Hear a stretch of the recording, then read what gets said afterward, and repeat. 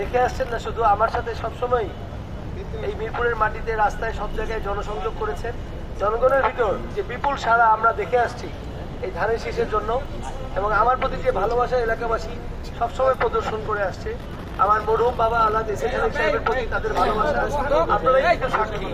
তাই আমরা আপনাদেরকে সাথে নিয়ে আগামী নির্বাচনের তফসিল ঘোষণা পর্যন্ত যেভাবে আমরা আমাদের ভারপ্রাপ্ত চেয়ারম্যান জনাব তারেক রহমানের 31 দফা নিয়ে জনগণের কাছে যাচ্ছি, সেই জনসংযোগ এবং প্রচারণা আমাদের বহাল থাকবে। আমরা ধানের শীষের প্রচার থেকে 1 ইঞ্চিও সরে আসবো না।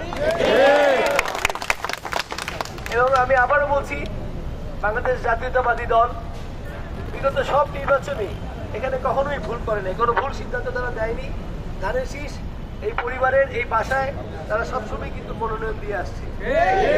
এবং সবচেয়ে বড় কথা, মিরপুরবাসী, মিরপুরের আপামর জনসাধারণ যারা আছে, আপনারা যারা দল করেন, দলের বাইরেও যারা জনসাধারণ আছে, তারা কিন্তু এই পরিবারের প্রতি তাদের ভালোবাসা, এমনকি 2018-তে যখন কিনা আওয়ামী লীগের শাসন আমলে সেই নির্যাতন, একদিকে বিজেপি পুলিশ, একদিকে ছাত্রলীগ যুবলীগের হামলার মুখেও প্রতিনিয়ত যখন আপনারা এই বাসা থেকে বের হওয়া মাত্র গ্রেফতার হচ্ছিলেন, তখনও কিন্তু জনগণ কোনো ভয় পায়নি।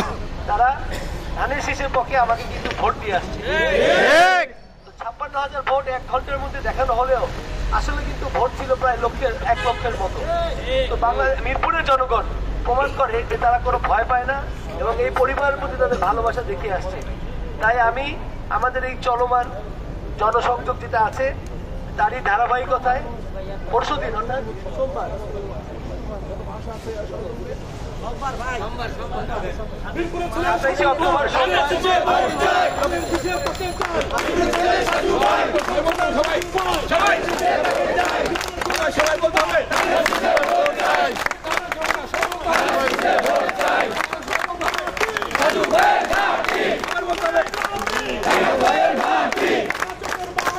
সাধু ভাইয়ের ঘাটি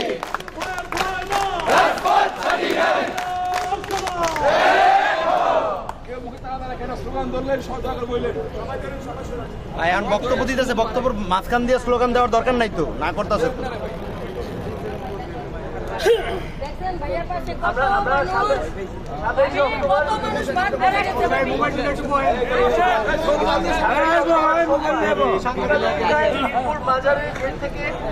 আমাদের মিছিলের সাহায্যে মিরপুর বাজার গেট থেকে আমাদের পদযাত্রা শুরু হবে এবং আমরা 31 দফার লিফলেট নিয়ে আমরা দোকানে দোকানে জনসাধারণের মাঝখানে আমরা এই জনসংযোগ করব। ঠিক আছে? এবং